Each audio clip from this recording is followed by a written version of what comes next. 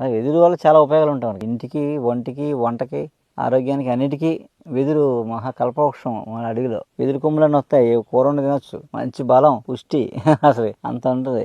వెదురాకులు కషాయం తాగితే బ్లీడింగ్ తగ్గుద్ది, వెదురాకులతో కషాయం స్నానం చేస్తే చర్మ రోగాలు పోతాయి. అలా వెదురు బొంగులు ఇంటికి బాసాలు వాడతాం, వెదురు బొంగులతో తవలు చేసుకుంటాం, బొమ్మలు చేసుకుంటాం, ఎన్నో ఉపయోగాలు అనమాట. అలాగే వెదురు నుంచి వచ్చే తవాక్షీరి, అది ఎంతో ఉపయోగం. అలాగే వెదురు బియ్యం ఆ వెదురు బియ్యం ఎంత పవర్ఫుల్ అంటే, సంతానం లేదనుకోండి, సంతానానికి ఫేమస్ అది అసలు. ఇంకే మందు మాకు అక్కర్లేదు, అంతే. వెదురు బియ్యం పాయసం, ఇద్దరు చెరో కప్పు నైట్. ఇన్ని 50 గ్రాముల బియ్యం అయితే 2 కప్పులు పాయసం అవుద్ది. ఆ ఉడికి 2 కప్పులు పాయసం అవుద్ది. పాలు 50 గ్రాముల బియ్యం, పావు లీటర్ పాలు, 50 గ్రాములు బెల్లం, అంతే. ఇంకేం వేయక్కర్లేదు, వేస్తే పాయసం అయిపోద్ది. ఆ పాయసం ఇద్దరు చెరో కప్పు నైట్ తాగేసారు అనుకోండి, 40 రోజులు.